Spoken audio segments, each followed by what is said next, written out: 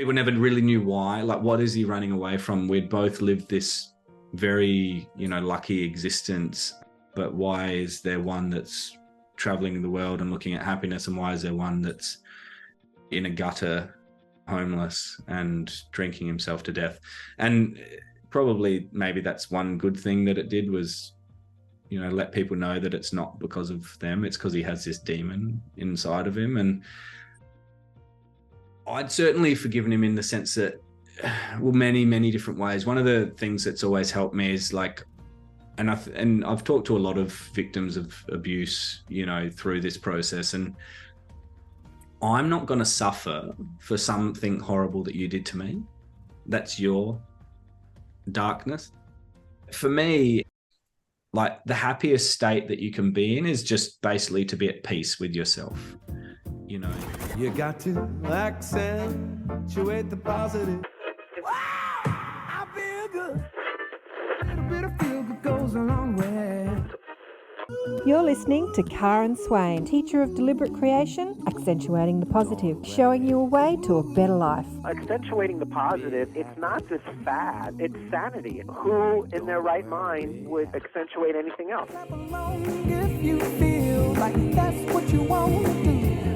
G'day, and welcome to another show, Accentuating the Positive with Karen Swain. Always a blessing to present another show for you all today. And look who I've got with me, the wonderful Mike Worsman. Welcome to the show, Mike. Hey, thank you so much. Probably people watching this or listening to this have no idea who Mike is, but Mike actually came on the show in 2015. Totally, I don't know where I found you, but I was totally in awe of what you were doing back then. Spreading happiness. As you might know, this show is called Accentuate the Positive. So he was very aligned with my mission in this world. And I think back then I was still on radio, and I was trying to find happy stories to put on radio. And yours was definitely a story I wanted to showcase with your website back then, which was called A Million Smiles, right? Yep. No, that's what it was back then. And the mission hasn't changed. It's just the name and the branding is now the Happiest. So the happiest.com is now where I guess I try and push people. But things haven't really changed much. I'm still traveling around looking at what does and doesn't make people happy. And, right. As we're about to talk about, I've written a book that sort of brings it all the different stories together. Exactly. I'm going to tell people, have you seen that documentary called Happy by, that one. Rocco Bellic. Yeah, we actually hosted the guys when they were in Australia, and we had a good chat with them, a bit of an interview, and they're beautiful, amazing human beings. So I know I met, because we hosted them in Sydney, but you hosted them in Melbourne or Adelaide? Adelaide. Yeah. Let me tell people who are listening a bit about Mike. What have I written here? Humanity desperately needs a new story to believe in. And this is it I've written. I must have taken that off your website. As a boy, Mike Worsman felt he was here on earth to do something big. So he set forth on adventures around the world, photographing some of the happiest people many of them living in what Western society would deem as the worst conditions. Mike is a writer, filmmaker, and global adventurer who has spent the past decade capturing and sharing stories that could move people to chase a happier, more connected life that would better our world. From city streets to remote tribal areas to war zones and refugee camps, to the Ganges, to Wall Street of Beijing, the people and the socio-political issues he explores have the power to change our world, and they already are. Mike's work has reached more than 20 million people from every country on earth through his organisation, The Happiest. His new book, which we're going to talk about today, The Happiest, follows Mike's unthinkable journey as he sells his house, quits his cushy media career, and travels across 6 continents, visiting more than 60 countries in order to interview, observe, and share stories about the happiest and unhappiest people, places, and ideas on earth. It will wake you up and let you fall in love with humanity again as you come face to face with questions that we as a human family must confront, coupled with the latest science and told through the eyes of a man who has witnessed from his own trauma what it is like to shine the light. I'm going to cry. This is making me cry. In dark places. The Happiest holds a weight that will break you before giving you the tools to rebuild and discover your happier self again. Oh, God, that was such a bit of a mouthful. You got it out well. Oh, my God, that just did it for me. And, of course, we've discussed the website is thehappiest.com. Right. Yeah. So you sent me the book and I started reading it. Oh, God, it's been a crazy September. So I didn't finish it. But I was thinking, very long book, so that's okay. It takes you on this roller coaster ride when you start reading it. It's like, oh my God. And then I was thinking, is the rest of the book going to keep up this sort of momentum? Like, I think, what are we talking? Like, you nearly died in a plane crash? Yeah. Let's get into it. Let's get into your story. Yeah. What happened? Yeah. I mean, I guess you're always looking at what moment in your life. Everyone always asks me, so how did you decide to go on this journey, or when? And I spent quite a long time thinking about what was that pivotal sort of stepping stone that woke me up to, hey, this is a world worth exploring and an idea worth exploring. And I think it's death is often one of those things that wakes you up. There's a lot of stories like that in the book, or where real challenges in life wake you up. And yeah, the book opens with me on a plane across the Pacific, going on about as long a journey as you can. So from Australia to South America, and my friend tapping me on the shoulder, and I was asleep, and he's like, hey, I don't want to like startle everyone, but there's smoke coming out the engine. And I was like, oh, bullshit, mate. Come on, like, this is like, we're I think 9 or 21 or something at this point, when you're just larrikins and, making practical jokes is funny. And yeah, lo and behold, I end up opening my eyes and looking out the side, and I was like, no, it's just nighttime, isn't it? And then there's specks of light come through the black that's outside, and you suddenly realize it's not nighttime, that's smoke making it look black outside. And yeah, it almost, there was that brought me to a state of just going like, whoa. Okay, so why was I saved? Why didn't our plane crash to the ground? And then I almost died a couple more times on that same trip in South America. So I think it was a gentle way, maybe of the universe going, hey, have a think about your life and the gift that life is. And that's really what the first chapter is all about, is just, if you're going to find your happiest state, or if you're going to be a happy person, you've got to wake up each day thinking this is a bit of a gift. Not that everything in life has to be all rosy, and that's not what life's about. And it's certainly not what the book's about. Like, you reading that extended introduction, I think people would understand that very few of the stories in this book are nice and happy and easy to read. It's a heavy book. It's a book that talks about, my time in Afghanistan, going into a war-torn country. Well, I felt I needed to do that to understand what are the implications of war on our happiness. Part of that trip, I meet a member of the Taliban, and people go, oh, he couldn't possibly be a nice or happy person. Well, not in the way that we think of the Taliban normally, but certainly this member was phenomenal. He tells a story of risking his life and the life of his family in order to save an American soldier, because he didn't actually want to be part of the Taliban. So there's stories in there that, like that first line, it hopefully, gets people believing in humanity again. And it's certainly been my experience. I could have been killed many times on this journey. I've been in really remote tribal sort of areas. I've been in war, and, everywhere in between. And I think that's where these little happy moments and certainly the lessons around happiness can be found, is not buying some nice new car or this beautiful house that I get to live in. Yes, that's nice, and that's a comfort, because as we're talking about just off air, I've got a 2-year-old who needs to have some sort of ability to live safely, but certainly the luxuries that we're afforded aren't necessary for happiness. In this country, I guess most people live in relative luxury. Yeah, certainly I've been to a lot of places where there's a lot of happiness and not many things. So like the photo behind you right now, is in Zambia, and that's just catching up with some kids on their way to school. And what do those interactions teach you about happiness? Well, probably that their level of gratitude that they could go to school. Yeah.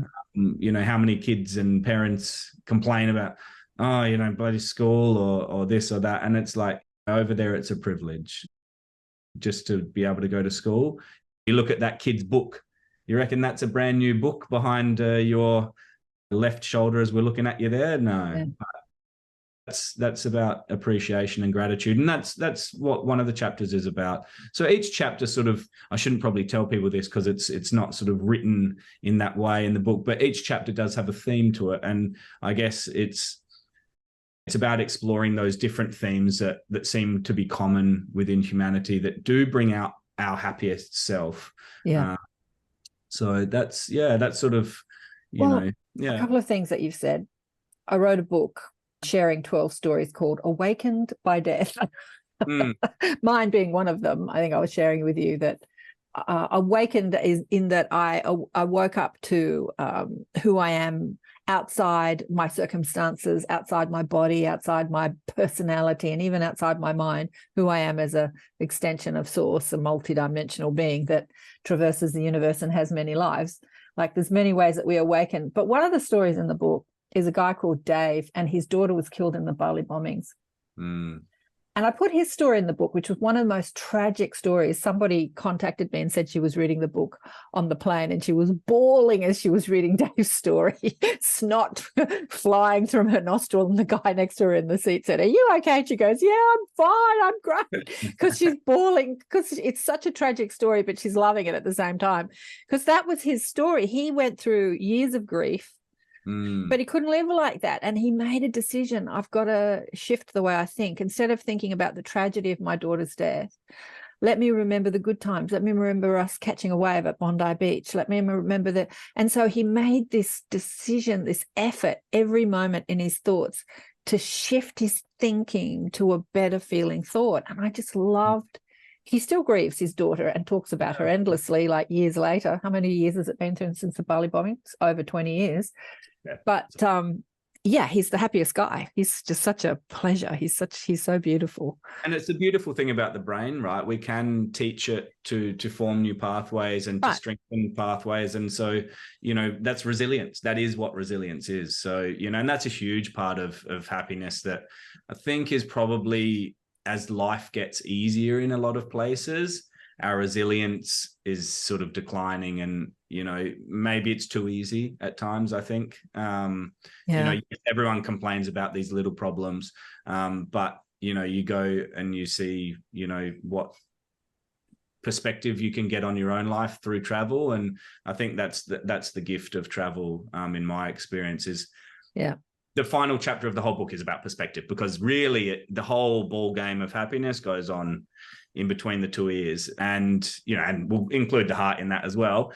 But certainly the construct of our mind and how we choose what we choose to give light to, and what we choose to sort of ignore or whatever it might be is a pretty powerful sort of tool in either creating a happier life or not. So, yeah. Well, just tell people, like we went into the story of the plane crash. It's in the first chapter, but I survived. Well, I'm giving away a huge ending there. Because when I'm reading, it's riveting. Like you're like, oh, but just go into that story. Like, how did you survive? Because the engine caught on fire, and everyone is freaking out. Yeah. So obviously, the ending because I'm here or I'm writing the book, which sort of always but I think it's written in a way that you do buy into the fact that like really we're believing we could die. So my mate wakes me up. I see this smoke. People are freaking out, and probably the worst part of it. So everyone's praying and these sorts of things.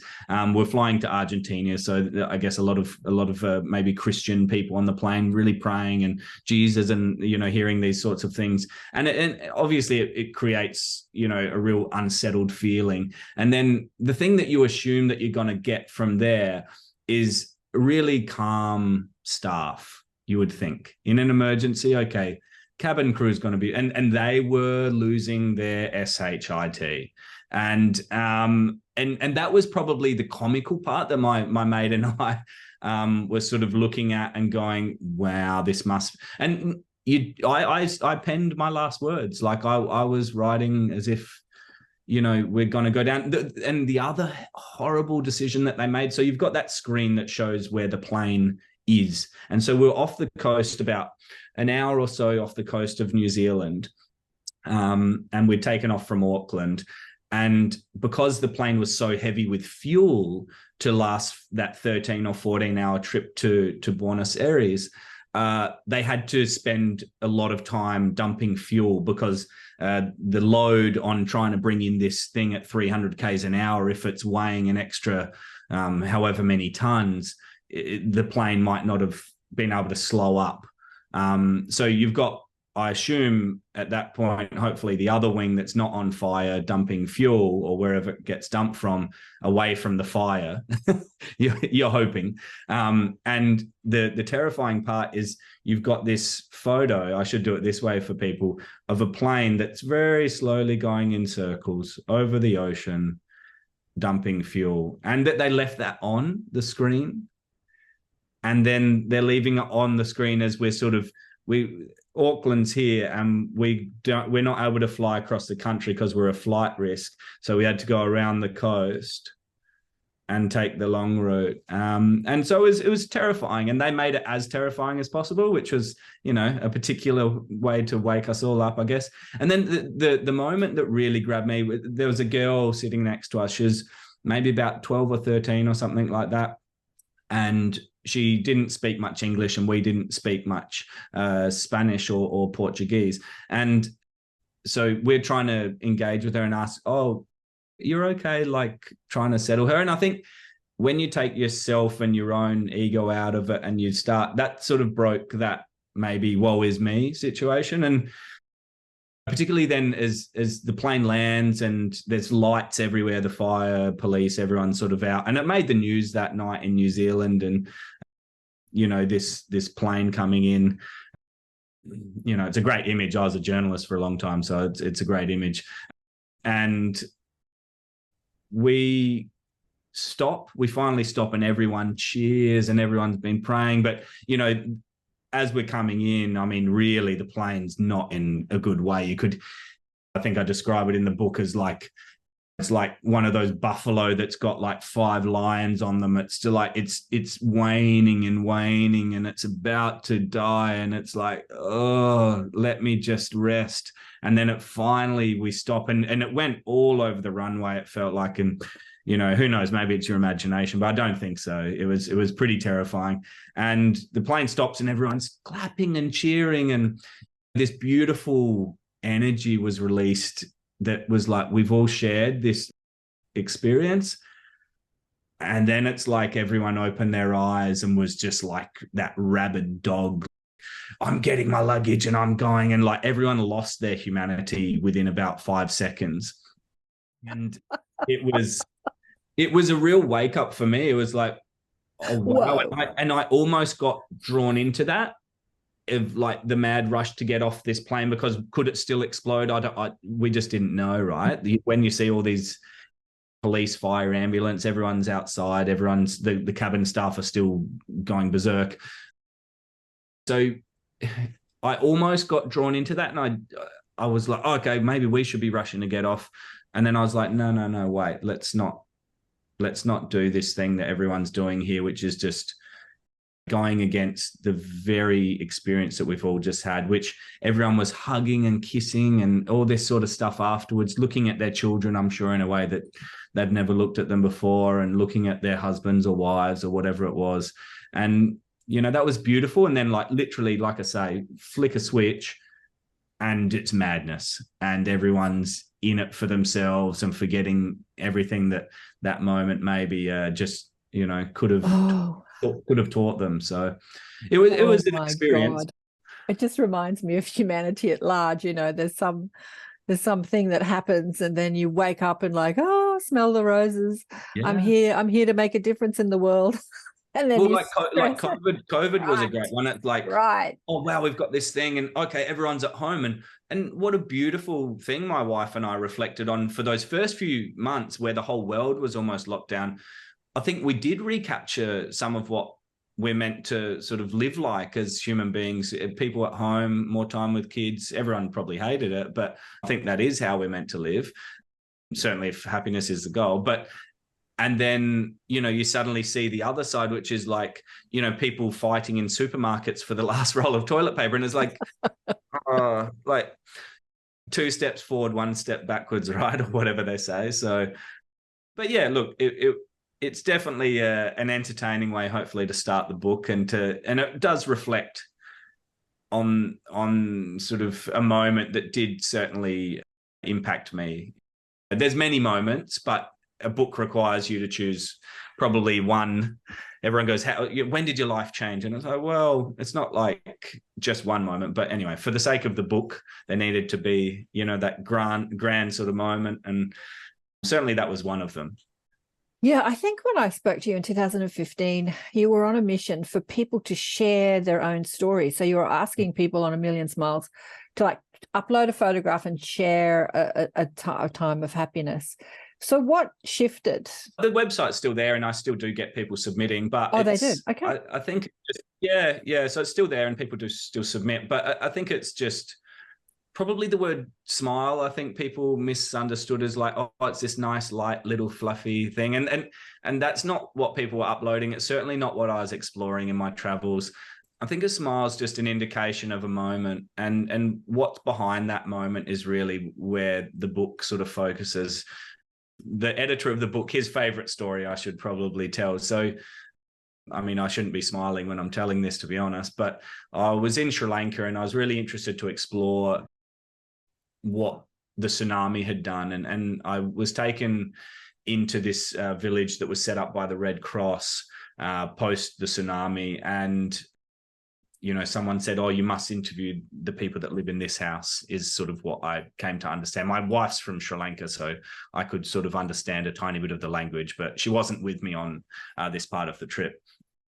And you're very nervous doing some of these interviews. You don't want to sort of overstep, but at the same time, yeah, sometimes that's where you find the most fascinating stories. And so this lady and her husband sort of came out, and there's this little child, and I was like, oh, she's so cute. And I was mostly interacting with the child because often that's sort of the easy in.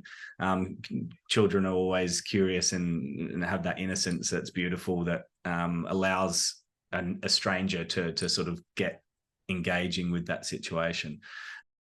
So this woman's talking about, through some horrendous just timing. So there was one wave, and then there was the second wave, and actually the second wave killed a lot of people. This family had 4 children. They all survived the first wave, but then 2 of them go to find the other child who is at school, and then there's a baby with the parents, and then the second wave comes as they're down and not running from stuff, and they eventually, all 4 children get taken and die. And for this husband and wife, the grief was just too much, as you can expect. And in that country and in those sorts of communities, your children aren't just your children, they're also your like safety net. When you're getting older, there is no pension and these sorts of things, so your children will be the ones that look after you. And these guys were maybe around about 50, I think.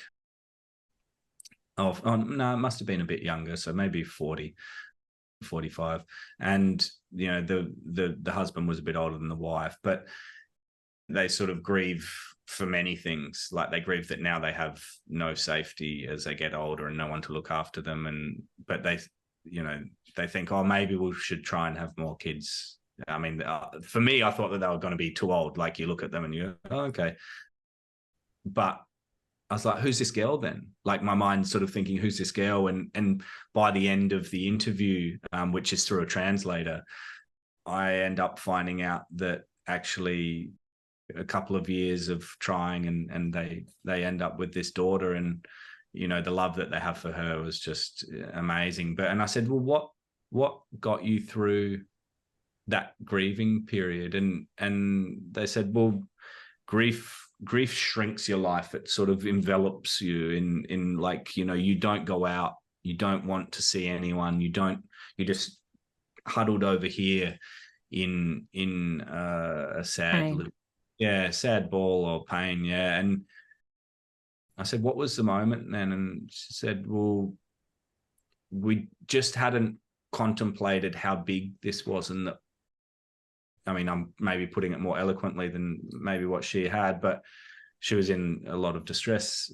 by this point. And she said, like, I went out and I spoke to one of the other women in the village, and she'd lost 8 children. Wow. And so not that 8's necessarily worse than 4, it's still all your children. Mm.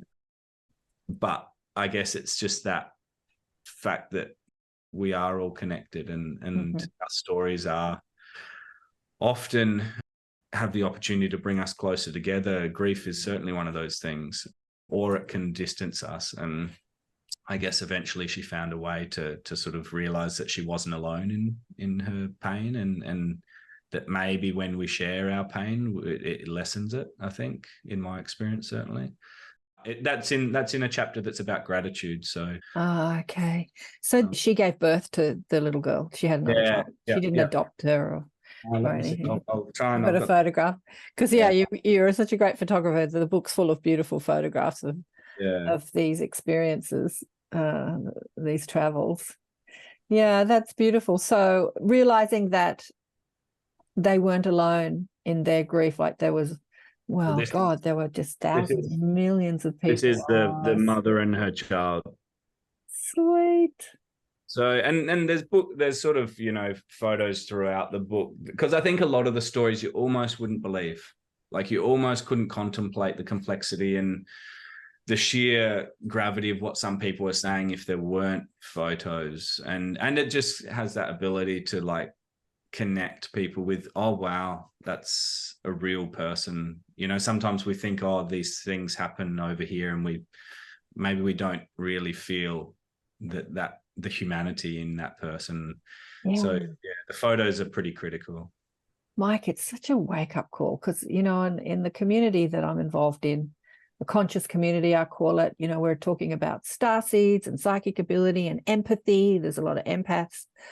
And I hear it over and over again. I had a good friend I was in a meeting with the other day. She was in Sydney, and she's such an amazing light worker. And what I hear is, I can't wait to get off this planet. Like, I'm out of here. Like, it's so hard on this planet. There's so much suffering, and there's so much, and I just can't deal with it. I can't deal with it. And I think to myself, it's really shocked me when she said that, because she does amazing work. But this is such a common story I hear in our community. It doesn't necessarily have to be in our community. It can be in every community. They're just not loving life. And when you read some people's stories of what they go through, and then they're loving life, regardless of maybe even because of what they go through, it's like the contrast that affords us this unbelievable evolutionary process to remember who we are, that we are all connected, and that we are one, and that we are love, regardless of what happens to us. It's just, I love these stories. It's why I do this show. What an amazing creature we are to be able to explore and understand, this world and this universe. Like, I think that there is a real darkness within humanity, and certainly the book talks about a lot of that. But without that, we don't have the contrast to see the light. And there's a chapter that's about religion, which is always a fun, dicey thing to talk about. So what is the happiest religion? What do they teach us about happiness?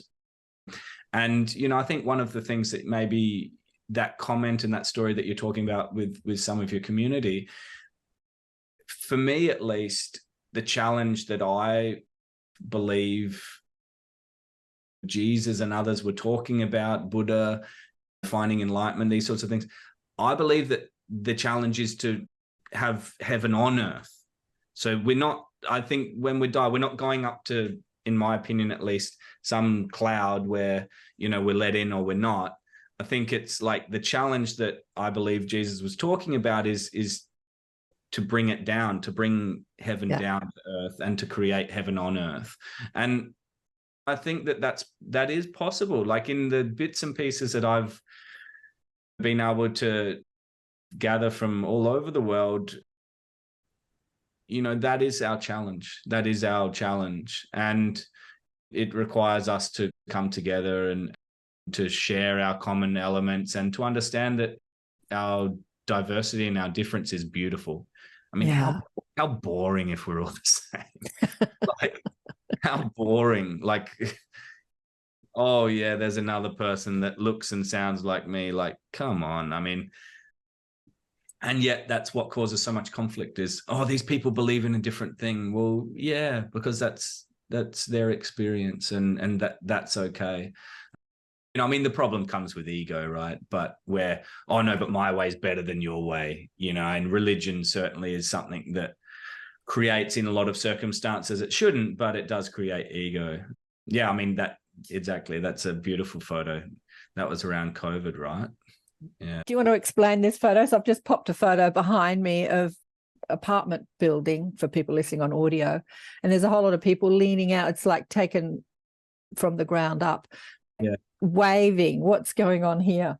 So I think that was a photo around from COVID, people clapping for the healthcare workers. So and that just shows our common thanks and, you know, appreciation. And it doesn't matter about your beliefs around COVID. Like, I think it was an opportunity where we were able to suddenly stop and think about these people that were putting themselves in perhaps greater harm, and, you know, that, yeah, they should, we should all be grateful that, and just do it every day, even regardless of COVID. I mean, we've got a lot of friends that, you know, they're putting themselves in one harm's way because of all the drugs and stuff that are out there. And, you know, people coming through emergency departments aren't always probably in their right mind. But also, you know, you've got staph and all these other diseases that exist within hospitals that, yeah, you know, doctors and nurses are certainly, you know, people that we should be thankful for, as well as everyone else. But exactly. Whether you believe that there was danger or not, the people that were doing it absolutely believed they were in danger, and yet they still got up and went to work every day and did it. Yeah. Look, so I've written this down. Machu Picchu. Is that something that happened in the book? I've got a question mark next to it. Yeah. You want to talk to us about that? Yeah, we were meant to be going to Machu Picchu. It's still in that near-death experiences chapter at the start. And my friend, that was our whole thing. Our whole purpose, like in many ways, of going to South America, that was the big crescendo was we're going to go and climb up Machu Picchu. And we'd paid for this trip, and yeah, we're just about to leave, and our guide said, oh, we can't go up Machu Picchu, but he was really upset. And we were like, oh, this doesn't seem like it's just like we can't go. Like, he wasn't the sort of guy that would be crying for, and we said, oh, what's wrong? Like, and he said, oh, there's actually been this huge landslide and some of his friends had died. And one of his one of his tour guide friends had actually stood in front of something and pushed someone else to safety and died. So, you know, again, it was a reminder, what if we were on the mountain in that same, like, we were literally moments away from doing that exact same climb. And at the time, you know, it was the worst rains that they'd had in 30 odd years. And so there was just so much water. There was flooding everywhere. And yeah, again, we'd probably narrowly escaped death. It could have been us. There were tourists that died. Wow. I also got held at knife point, and I also almost died of, whether it was altitude sickness or food poisoning or something that was horrendously bad. We were out on Lake Titicaca on this tiny little island called Amatini. And yeah, I woke up in the night in absolute sweats, and I didn't want to, we had a host family, and I didn't want to wake them. And so I'm crawling, like I couldn't stand up because I was so weak. And I'm crawling out to this outdoor toilet and vomiting and shitting myself. And yeah, I was not well. And by the morning, I was really not well. And the local family that we were staying with, you know, had all of their local remedies, and they're rubbing lime on me. And again, it was that time to contemplate, what if I just shut my eyes and I don't open them again? And it was certainly an interesting trip at that point in my life, where I was really, do I go this way? Do I go that way? Am I going to just live in a way that maybe is within what I think is safe and nice, or do I go and dream this bigger dream that I'd felt pulling me for a while? So yeah, it certainly was eye-opening. And I think at the same time, it was the first time I'd really seen really abject, terrible inequality and poverty. Right. Areas of South America. So that side of me was also really awakened during that trip. So all this was happening, like the plane crash in Machu Picchu, all this was happening before you met your now wife, right? Oh, so yeah. When I spoke to you in 2015, you're a young single guy. And then since then, you've been married, you've got a baby. How has that changed your perspective on doing these sorts of things? My wife's pretty adventurous too, so she's been on a lot of the trips with me, and it's not like we go on a trip just to do the book or just to do this. I mean, she works in international development, so she travels pretty regularly to look at different programs around the world and that sort of thing. So our honeymoon was 4 months up the east coast of Africa, where that photo was actually from the previous one. So she's fully into that adventure as well. Probably having a small baby maybe has ever so slightly changed maybe some of the want or the will for absolute crazy adventure. Like, you know, Sash and I, my wife, we went and stayed in a cow dung hut in a Maasai village at the bottom of Mount Kilimanjaro. And you've only got like some prickly bushes in a circle around the village that are between you and lions. And there's a few warriors that stand guard at night. So, you know, would we do that with our baby? I don't know. Maybe. I don't know. We haven't had to make that decision yet, but certainly she's added to all of it. My wife's one of the happiest people I know, most certainly. And she's so full of love. I mean, it's what you see when someone's been loved fully as a child. And it's because she was the only child, so 2 parents onto one kid. It's a good ratio. Makes for having that time that a kid needs. Maybe it makes it a bit easier. But yeah, certainly having a child it's this beautiful opportunity, at least for me, where you're able to see. And I was always pretty good at seeing the beauty of the world. Like, it's one thing I love is just, like, if you just zoom your life out and you're like, wow, there's this thing we call a sun that's like got all these reactions going on, that then there's planets spinning around that, and we're on one of those little planets, and we're in this huge universe, and like just that everything works. And then there's a day, and that gives us sun, and then night, and like just it's phenomenal how lucky this little situation is of life.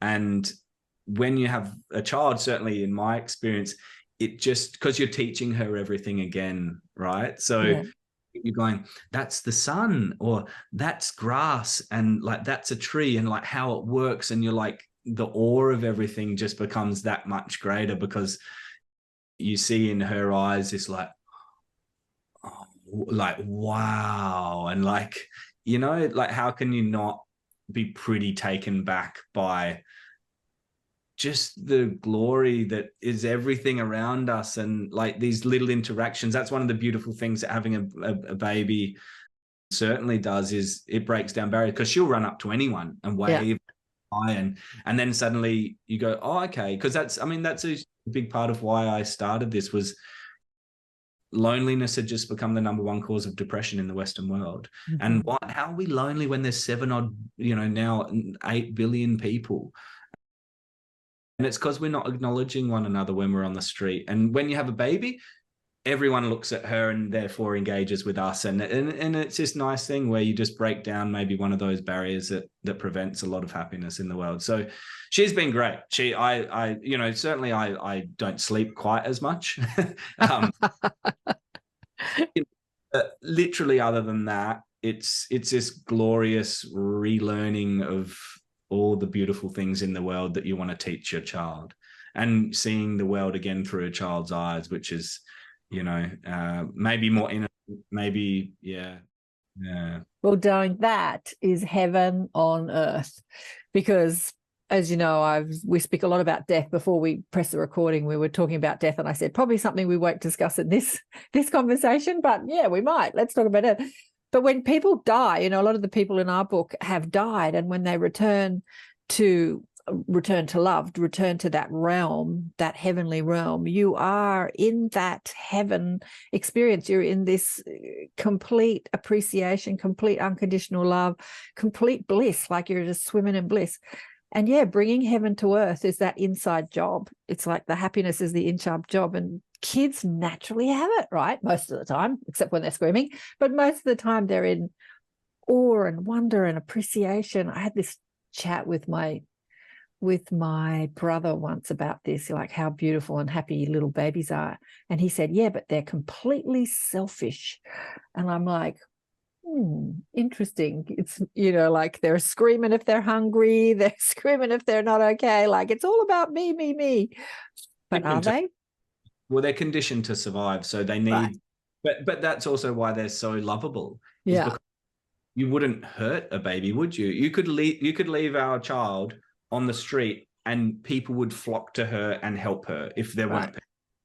And, I guess that probably happened in villages and, caves back in the day is, mothers would die in childbirth a lot, obviously, and fathers may abandon, but then there's this beautiful, innocent little child. And hopefully, their survival mechanisms, which is to cry and look cute and stuff, would keep them alive. And, I think that's all kids are sort of doing. And then, yeah, obviously they're pretty me-centric for a while, but we can certainly teach them to share. I mean, our little girl's almost too sharing. So she'll go up to any kid and give them whatever she's got. And kids are always like, wait, what's this kid doing? And that's sort of something that has been a bit upsetting at times. You'd sort of see that other kids, not our kid, but other kids are sometimes conditioned not to engage or something. And I think it's a sad reflection on maybe,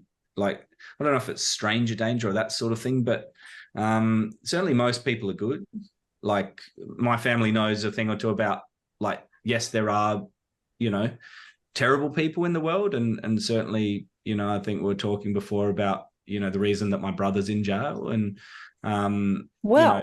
that's the next question, because you've got that chapter about your brother on forgiveness. Do you want to go into that and share that with people? We won't share every chapter, but that chapter. Life hasn't always probably been that easy. So yeah, look, there's a chapter about forgiveness, and I felt I needed to write it. And it was always going to be a really difficult thing, because it was going to mean that for my family, I needed to tell them that horrible, horrible truth that I guess I was protecting them from for 20 odd years, which is that I was raped and abused by my brother.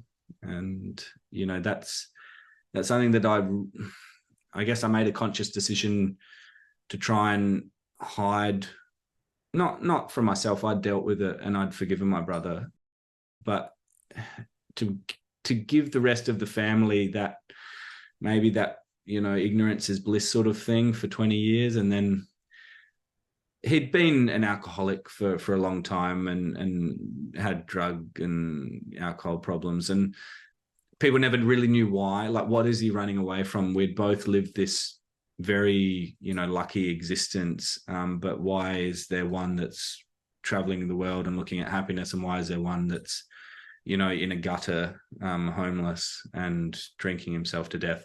And probably maybe that's one good thing that it did was, you know, let people know that it's not because of them, it's because he has this demon inside of him. And yeah, the process of writing that chapter and having to sort of talk to, you know, like your grandma, like telling your grandma what's happened, it was a learning in itself. But then certainly my forgiveness was tested when we found out that my ability to forgive him and to not come forward to police and not to come forward to the family. And he eventually, we sort of came out and said, well, is there anyone else? And he didn't come forward to begin with, but then we find out that there was someone else since. And that's hard because I can't really forgive that. It's not my place to forgive the damage that he's now caused this other person. And so that's why he's in jail, and he's about to be probably in jail for quite a bit longer because my case against him is just going through court at the moment. So yeah, I'd certainly forgiven him in the sense that, well, many different ways. One of the things that's always helped me is like, and I've talked to a lot of victims of abuse, you know, through this process, and I'm not going to suffer for something horrible that you did to me. That's your darkness. That's, yes, it, you know, fills you with this.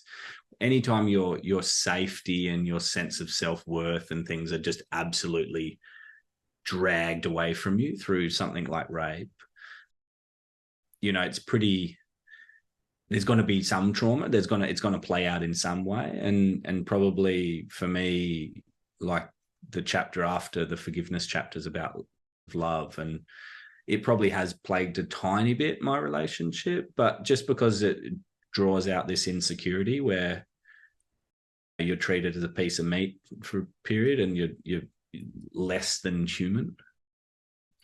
So sometimes, but look, I'm very at peace with it. Obviously, I feel very fortunate that I'm able to actually calmly talk about it, and the fact that I don't have this huge resentment towards my brother for what he's done to me. Certainly the fact that he's then gone on to harm others, that's hard to forgive, because you're taking my goodwill of trying to protect the family and his children, and to then find that out was really difficult. So, you know, it is talked about in the chapter of like, how do you then forgive that? And maybe it's still a process, because I can't, it's the person who's been harmed that needs to do the forgiveness. So I've forgiven him for his abuse of me. I can't forgive him for his abuse of this other person, because also this other person is still suffering a lot. Yeah, I mean, but you know, you like the two other stories in that same chapter. I mean, I met this lady in Salt Lake City in Utah. Oh, I mean, she was homeless, and she had a scent where maybe she hadn't been able to get to the toilet properly and these sorts of things. And her face was just, I mean, I've got a photo of it here. Her face was an absolute mess. So this is a lady here, and she's a beautiful human being, like beautiful human being. And she's, you know, got teeth all knocked out and stuff. And I knew she had a story. And so I said, oh, can I buy you lunch? And just, you know, talk to you a bit. I just said, I'm traveling around the world looking at what does and doesn't make people happy. And she said, oh, I've got a story for you. And she'd suffered some pretty horrendous domestic violence, but she'd forgiven the people that had done it to her. And she'd been abused by, I think it was her mother. And yeah, so, and then there's another guy who, you know, his mum was working, really high-flying lady with the United Nations, and she got killed by another really high-ranking member of the United Nations. Really? Yeah, who then ran for a presidential campaign in a country that I probably can't mention.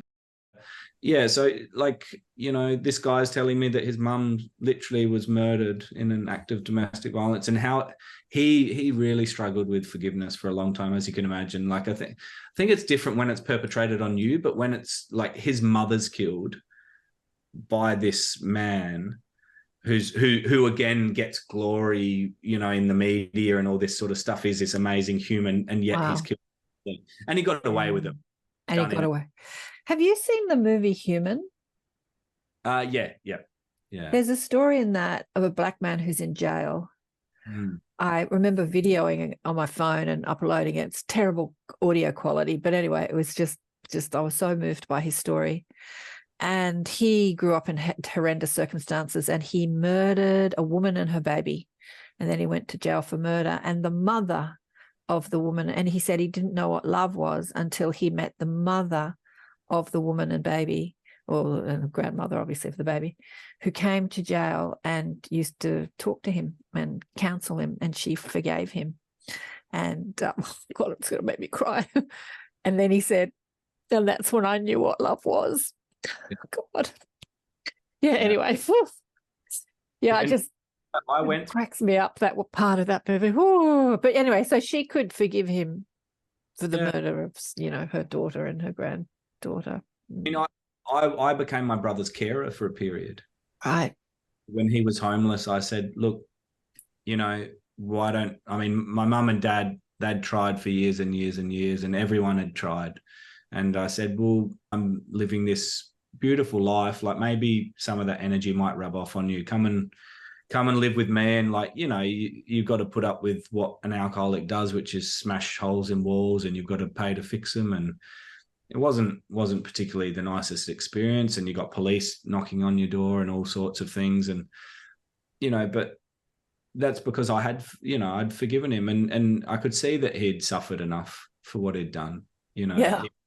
And it didn't serve anyone for me to hate him more. Like, serve him. I mean, it's very different finding out that goodness within me has been taken advantage of, and he's then gone on to harm other people. So, because he'd always said, oh, it was a mistake and it was an accident. And, you know, I mean, I don't know about accident, but certainly it was a mistake of a teenage child. But then to then go on and 15, 20 years later be doing the same thing, it means that he's got a huge problem. So is he a lot older than you, your brother? A few years, yeah. A few years, but not too much. Wow. Yeah. It's at that pivotal age, like when it happened, like there's a big differential between a 12-year-old and a 15-year-old. Yeah.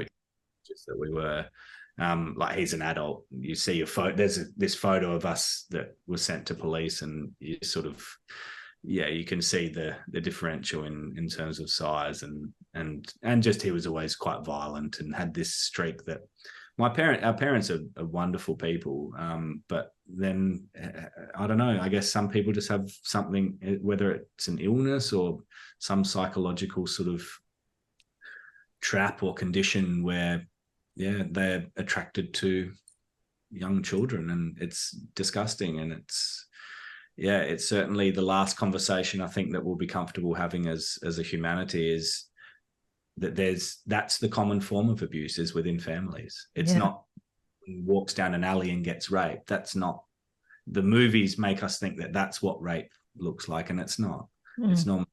Unfortunately, it's 40 odd % are within families. And, you know, I guess I'm tossing up what to do with that part of my story, and whether to try and push further in terms of helping other victims. Because I know that the few people that I've told this story to, like, I was in India, fascinating story. The first time I thought, okay, this trip I'm doing to India, Nepal, Bhutan, I'm going to trial telling some people, just some random people, this story about my brother, and just to see, is it too far? Should I put it in the book or not? And so I told this lady who was from Chicago, and, you know, lo and behold, she says, I could see her reaction was horrendous. She was like, how have you forgiven him? And she had all these questions. And I was like, wow, there's something, like, you know, where you can just feel there's something that's really uneasy in her. And then a few days later, and we're traveling along the Ganges, actually, in Varanasi, you know, the holiest place for Hindus on earth. And when we then got to Calcutta, we're sitting in this place, and she says, I need to probably tell you that I was actually molested by my mother. And I was like, far out. Like, that's why there's this unease and yeah. And so, and then I tell one other person, I'm in New York, and I tell her, and she said, yeah, one of my first boyfriends had raped me. And it's just how common it is shocking. And I guess that's what Me Too sort of showed, you know. But then you also feel like, as a male, there's this sort of stranger element to it. Like, you're not meant to get raped if you're a guy. And like, I'm quite a masculine, you know, played footy and all this sort of stuff. And I'm sure a lot of those guys that I've been friends with in my life would be very awkward, you know, reading about it. And I have told some of my close sort of school and footy mates, and yeah, but it's just very common. And like, I know I'm not alone in this. But yeah, so, you know, that's sort of, you know, what the book's about. Is it's not about, you know, just, oh, I'm the happiest person I can be. It's like, no, well, what did that teach me? It taught me a lot about resilience, taught me a lot about this. I mean, if I can forgive my brother for raping me over, you know, several months, then can I not forgive, you know, my wife for leaving a cup around? Or can I not forgive my parents for not doing this, or someone for not doing that? Or, you know, the person didn't let me in the traffic. Like, it doesn't matter. And I think that's sort of the final chapter that's about perspective, is around that, is like, what does matter and what doesn't matter. And I think if we can sort of see that, no, most things don't matter. Like, most things that we're doing, you know, really, if we can just chill out and be at peace with, hey, look, there's a few things that we do each day that matter, like cuddle our loved ones, or, you know, go for a nice walk and enjoy nature. But, you know, lots of these little things, whether or not someone's done the washing up, whether or not someone's put the car back in the right spot, does it matter? You know, can you not just forgive for 5 seconds and, you know, not spark that argument or that negative energy that's going to come from that? So it's easier said than done, and it's about training your brain. But certainly it's easier to train your brain when you've been through some pretty horrendous circumstances. Wow, exactly. Don't sweat the small stuff. Let it go. Let it go. What did Deepak say? Deepak was one of my first teachers when I started to focus more on spiritual things. And he talked about quantum science. And so I could come at God from that perspective. I couldn't come at it from the religious perspective. I'm like, okay, the unified field, I get that. And he says, when you look at matter through a microscope, you see that actually nothing is matter. It's all energy and information. And he said, so if nothing's matter, then nothing matters. It's like, oh, great pun on words, you know. But yeah, we make a lot of things matter that don't matter. I'm, you know, classic Libran, used to struggle with decisions, and I found a cheap pair of shoes one day when I was out shopping with my brother, and I couldn't decide to get the black ones or the white ones or the black ones. Shall I get both? I don't need both. Shall I get one? Which one? And I'm just in this stupid, like, I can't make a decision. And I remember saying, why do I get so frustrated about making a decision? And he said something so wise to me. He said, because you make it more important than it is. And I'm like, oh my God, it hit me like a brick. I did. Like, if I get the shoes, don't get the shoes, it doesn't matter. Yeah, we make stuff matter that doesn't matter. Mm-hmm. And, you know, that's a great example of it, to be honest. That's a really, really good example. You know, what colored shirt do I wear? I was like, yellow might look better. It's a probably happier color and probably looks better against the background, but does it actually matter? You know, like, yeah, there's a lot of things that we sweat these days, as you say, you know, and it's not to say that you're not valid. If you've got something in your life that's really upsetting or frustrating you, and you look at it and you go, it is a small thing, but it still has that effect. Like, yes, there is a challenge to maybe get your mind thinking maybe a little bit less anxiously about those things. And slowly you will feel that anxiety lessen with those things when they come up. But I think that really the the thing is, it's okay to feel crap sometimes. Like, that's actually part of life. So one of the stories in the book is about a good friend, Jill Hicks, who had her legs blown off in the London bombings. Whoa. She decided to not take pain medication, even though she gets these horrible pains. And she's like, I want to experience the fullness of life, which means experiencing pain, which means, you know, all the good and the bad. And I'm certainly of that belief. Like, happiness doesn't come from, you know, happiness and joy are two very different things. And I haven't even used the word happiness. That's why it's called the happiest, is because happiness is a word fraught with, I think, some problems at times, because people want to say, oh, is happiness just when I do this, or is, you know, and this book has forced me to actually change a lot in my life, because you can't write a book about happiness and then not live by it, because then, I don't know, you're a bit of an arsehole, I think. Bit of an asshole if you write a book about happiness and you're a miserable cow. Yeah, exactly. Like, oh, no, look, I'm happy. Look at me on TV, or look at me here or there. So, you know, one of the big decisions for me was around social media. So, you know, there's quite a bit written that talks about, you know, the pretty negative impacts on our happiness from social media. And I had 130,000 followers, and most videos go out, and, you know, my work reached about 200 odd million people. And I made a decision not to keep engaging in that, because it's sort of like that zero-sum game of, like, it's always more. What do you want? More followers, more views, more this. And there came a point where I just thought, well, yeah, that's probably not what I want to spend my time on. And certainly having a child was great for that as well. Don't want to spend your mental space thinking about that. Yeah, I get that, because I've spent a lot of time thinking about that. You know, not because I need more followers, but because the people that I are showcasing, I would like their stories to be seen, to be heard, to be digested, to be lived, and the message that they bring. And so the more the better, right? But then you've got to come back to the people that will need to hear this message will find it. 100%. They will find it, you know, and whether that's 2 people or 200,000 doesn't matter. But the people who need to hear this message at the time the message goes out will find it. And I just like, you got to go there, right? Was my thing. I was more really upset at Facebook putting in a paywall. So the people that have subscribed and that want to see my stuff suddenly need to pay. To pay to reach them, and that just, yeah, I was sort of out as partly as a, you know, difference to Facebook, but I was very. I had this brilliant guy on the show. Just looking at the time, I had this brilliant guy on the show, Adam Apollo, who's creating the next level social media everything platform called Core Nexus, and he's just releasing the beta. It'll probably be up next year. It'll be a place where people can get groups together to action things and fundraising. It's kind of like all the best things of the web put into one place. So he explained it to me, and I kind of get it and I don't get it. But it's, you know how when you have an audio podcast, and it's happening now with video, you have an RSS stream, and then it'll bring in all your information and put it in one place.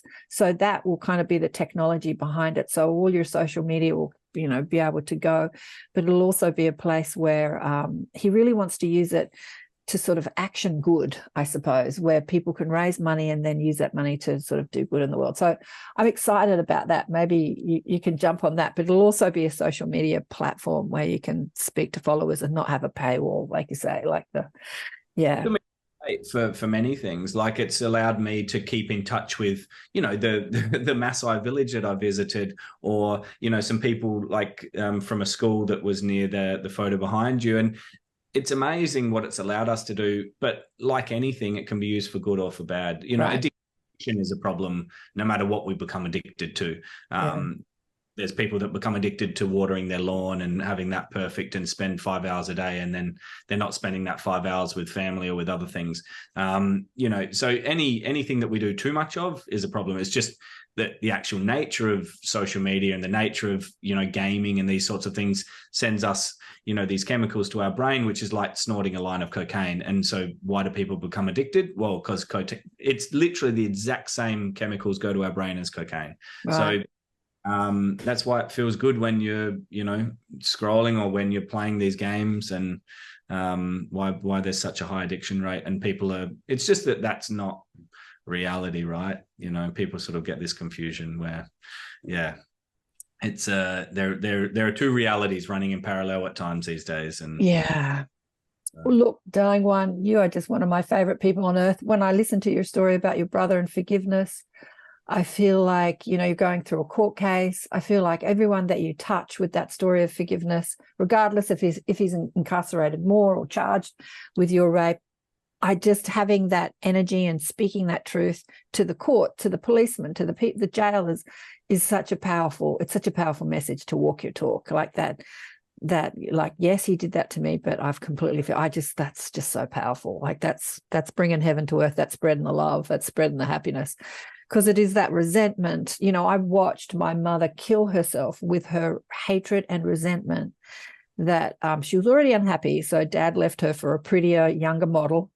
And when that happened, that unhappiness just exaggerated, and it took 5 years for her to hate herself to death and hate him and hate her. And, on her deathbed, they get together and have a conversation about, and just this unforgiveness and resentment, it just kills us. It makes us sick.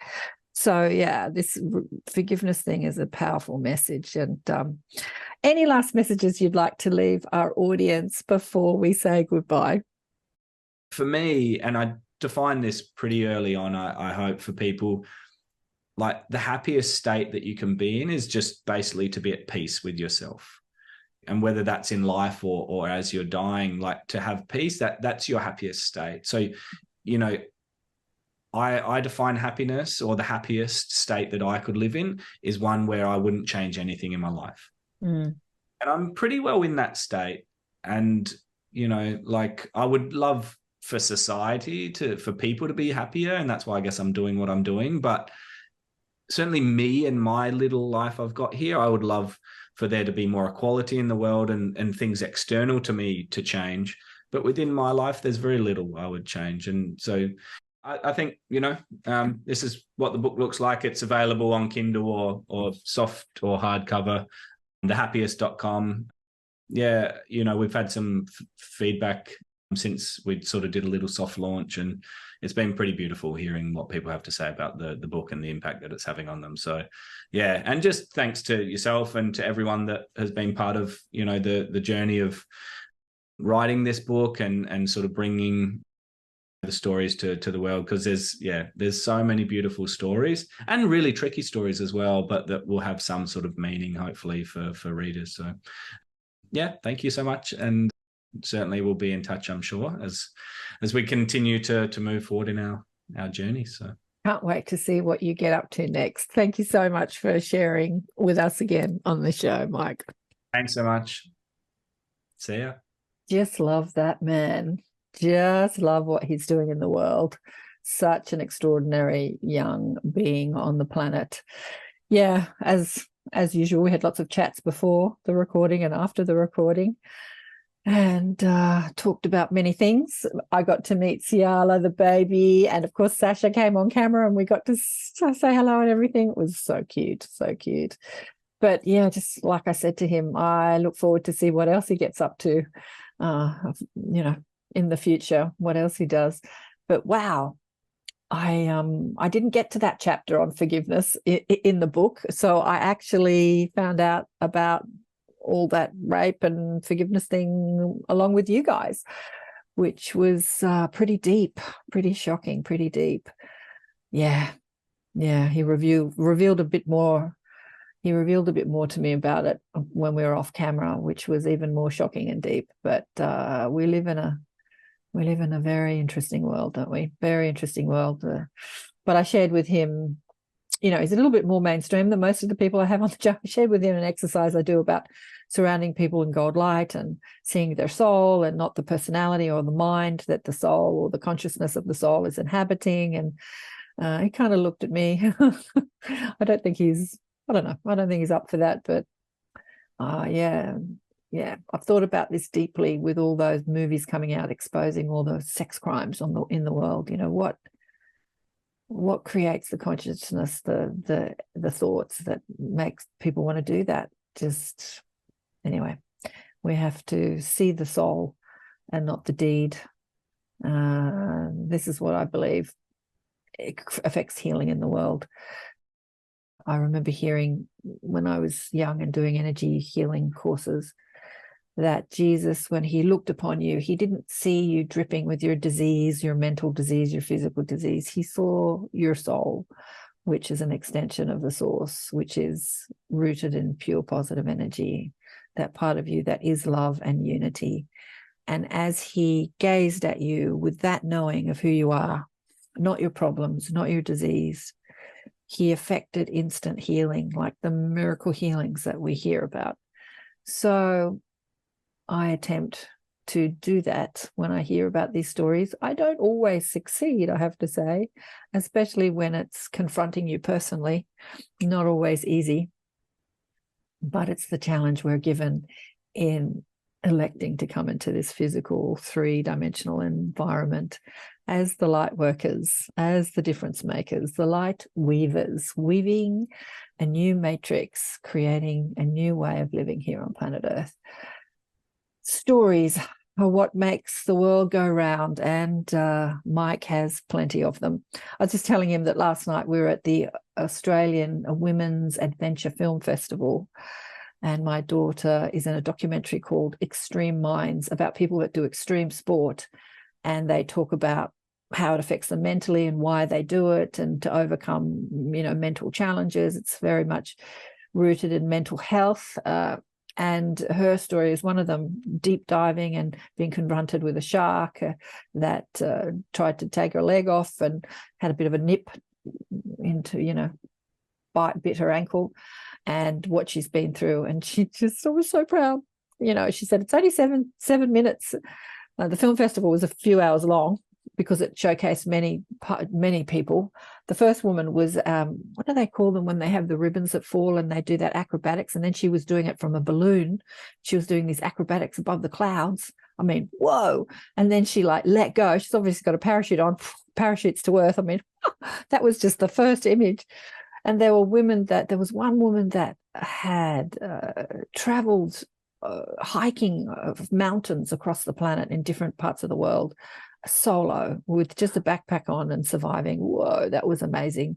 Yeah, it was a fabulous film festival. It's so inspiring seeing the stories and what people do.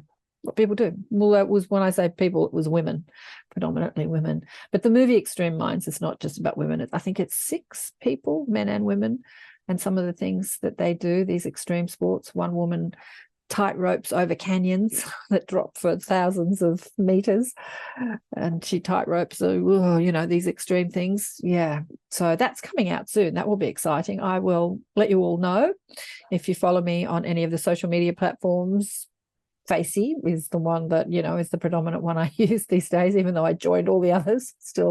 I still use Facey, or get on my mailing list and I'll send it out. I do. I'm not very good with the mailing list. I'm more a poster on social media, but I'll let you know when it comes out. But the festival last night was really extraordinary what people do. One of the women, interestingly enough, was a daughter of someone I've had on the show a couple of times. Janine, what's her name? Janine? Oh, that's it. Janine Shepherd, who has one of the most extraordinary stories about being an Olympic cyclist. And then she was hit by a car and smashed into a million pieces. And obviously she couldn't go to the Olympics. And then she learned to fly a plane in a full body cast. And I think they made a couple of movies about her called Never Say Never. Anyway, and her daughter had been through equally horrendous experiences going to the Olympics as a skier. and then things happened to her. But it was interesting that the filmmaker had showcased athletes, elite athletes, that didn't win the gold medal at the Olympics, and their story leading up to it. And it's fascinating to hear those stories too, what it takes to be an elite athlete and all the injuries you go through, and the mental agility and the mental capacity you need in order to do these things. Yeah, it's really showcasing the mind. The mind is overarching everything that we do in life. And like, we believe we can, or we believe we can't. And when we can't, how do we overcome those circumstances? How do we come back? There was one athlete, she was got to be about 6'2". She was a volleyballer, softballer, netballer. Anyway, very tall woman. She spoke on stage. She was doing really well, and when everything sort of fell apart, the media crucified her. The Australian media. I mean, how do you deal with that? Like, you put your heart and soul into something and lead a team, and then the media crucify you if you don't win the gold medal. Anyway, it's such a crazy world we live in, but dealing with this world really takes some mental agility, doesn't it? We have to really remember who we are as infinite beings connected to a source of pure, positive, unconditional love, pure, positive energy. It's always available to us, regardless of what is happening to us in this crazy old world. Anyway, Alan Steinfeld said he was going to come into the Inner Sanctum. Hope he can. He's in Egypt at the moment, I think, leading a group with a few people. So that's next month. Did you catch Don Hudnall? Oh my God, he was extraordinary last weekend in the Inner Sanctum. If you didn't, go and watch the replay. Just extraordinary. Love Don. Oh my God, he's an extraordinary being on this planet, I tell you. Loved him. So there's a few fabulous other people coming up in the next couple of months leading up to the end of the year, still in the Inner Sanctum. We meet once a month with a guest teacher and once a month with me and the group. And I'd love to hear your stories of how you find happiness in the darkest of times, how you can return to love. I'd love to hear how you do that. It's in sharing our stories that changes the world. This is why after 25 years of showcasing people, I'm still doing it. And even though it's not a paid gig, I just love people and I love hearing their stories. And Mike is somebody that's doing the same, sharing people's stories and his own story, obviously.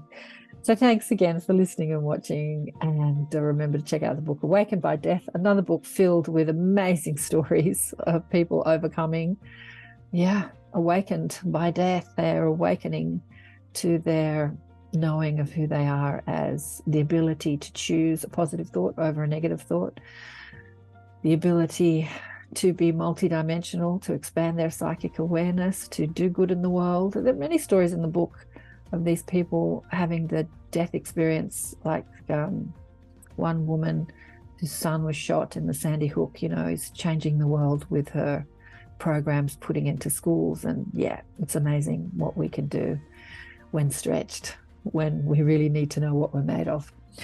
So I'll see you all again next time. Thanks again for listening and watching, and bye for now.